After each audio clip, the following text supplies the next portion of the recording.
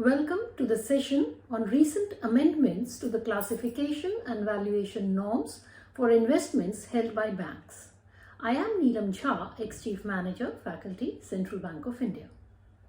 In September 2023, the Reserve Bank of India issued revised guidelines for the classification, valuation and operation of commercial banks' investment portfolios, with these changes set to take effect from 1st of April 2024. Under the new guidelines, banks are required to formulate a board-approved investment policy and classify their investment portfolio into three categories: HTM, held to maturity, AFS, available for sale, and FVTPL, fair value through profit and loss. The HFT, that is the held for trading segment, will now be a subcategory within FVTPL, that is fair value through profit and loss. Let's begin with the investment policy framework. Banks have to adopt a comprehensive investment policy duly approved by the Board of Directors, which at minimum shall include the investment criteria and objectives to be achieved while undertaking investment transactions on their own investment account and on behalf of clients. It should mark the authority to put through deals and securities in which investments can be made by the banks and the derivatives in which the bank shall deal. There has to be a clear procedure for obtaining the sanction of the appropriate authority and putting through deals. The policy stipulates strict adherence to various prudential exposure limits. Then there has to be clear guidelines regarding dealings through brokers, systems for management of various risks, guidelines for valuation of the portfolio and the reporting systems. Further, the investment proposals shall be subjected to the same degree of credit risk analysis as any loan proposal. The banks shall refer to the list of defaulters obtained from credit information companies and Central Repository of Information on Large Credits, that is CRILC, while taking the investment decisions. The banks shall ensure robust internal credit rating systems, which shall also include building up of a system of a regular, which could be quarterly or half-yearly, tracking of the financial position of the issuer to ensure continuous monitoring of the rating migration of the issuers and issues.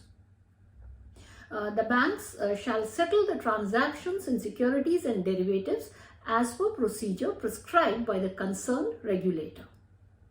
The banks shall hold their investment in securities, privately placed or otherwise, only in dematerialized form. So this has to be the framework for the policy. Now coming to the classification norms. The directions provide clearer guidelines for categorizing various types of investments. Banks will have to categorize investments except their investments in own subsidiaries, joint ventures and associates into three categories from the next financial year: available for sale, AFS, held to maturity, HTM, and a new category called fair value through profit and loss, or FVTPL. The existing held for trading HFT category will become a subcategory of the FVTPL as per new guidelines. And all investments in subsidiaries, associates and joint ventures shall be held in a distinct category for such investments separate from the other investment categories, that is HTM, AFS and FVTPL. One important point here, the ceiling criteria for holding HFT investments for 90-day period, that ceiling is now removed. Before we move ahead, just a brief description of the three main categories. HTM, that is held to maturity. Under this category, banks shall hold securities with the intention of keeping them until maturity. Common examples are bonds and other debt vehicles such as certificates of deposit. Second is AFS, available for sale. Securities, they are debt or equity securities acquired with the objective of collecting contractual cash flows while also having the option to sell them. And the third one is FVTPL, fair value through profit and loss. This is a new category introduced by RBI and includes securities which are not categorized as either HTM or AFS. Securities in this category are fair valued and any gains or losses are directly reflected in the bank's profit and loss account. As per 2023 guidelines, the categorization will no longer be in the accordance with the nature of investment. That is, whether they are SLR investments or non-SLR investments. So categorization will not depend on that. And accordingly, the non-SLR investments which were permitted to be classified in HTM only in certain cases previously would now be permitted to be held in HTM if they satisfy the conditions for classification as HTM. Now, coming to the initial recognition amendments in the 2023 guidelines, which are in line with Ind AS. All investments shall be measured at fair value on initial recognition, unless facts and circumstances suggest that the fair value is materially different from the acquisition cost. It shall be presumed that the acquisition cost is the fair value. Subsequent measurement of the securities held under HTM shall be carried at cost and not be marked to market after initial recognition.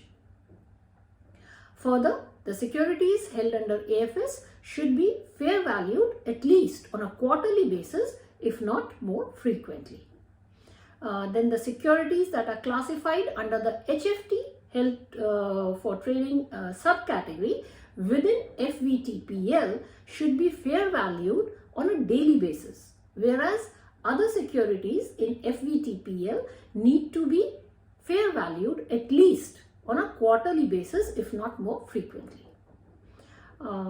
Investments in subsidiaries, associates and joint ventures should be held at acquisition cost. So this revised framework introduces a symmetric treatment of fair value gains and losses and establishes a clearly identifiable trading book under the held for trading HFT category. Now coming to the reclassification between categories. After transition to this framework, banks shall not reclassify investments between categories, that is HTM, AFS and FVTPL, without the approval of their board of directors. And further reclassification shall also require the prior approval of the Department of Supervision, RBI. Please note that as per the new guidelines, banks shall establish a robust internal control mechanism in respect of investment transactions, and there shall be a clear functional separation of trading, settlement, monitoring and control and accounting. The bank will have to clearly demonstrate that transactions entered by them on behalf of PMS clients, including brokers, does not belong to their own investment account and the bank is acting only in its fiduciary or agency capacity.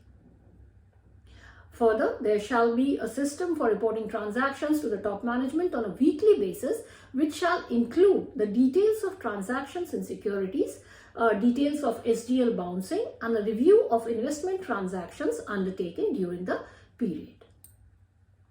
As you can see that these changes align our accounting norms with global financial reporting standards while retaining important domestic prudential safeguards such as the Investment Fluctuation Reserve, IFR, due diligence and limits for non-SLR investments and internal control systems.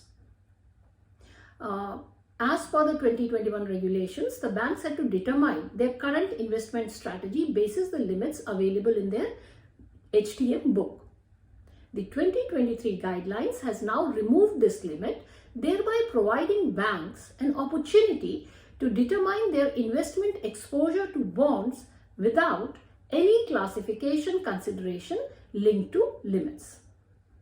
This could boost the primary bond markets. These guidelines coming into effect from next financial year are aimed at ensuring better transparency and stability in the banking sector. That's all in this session. Thank you.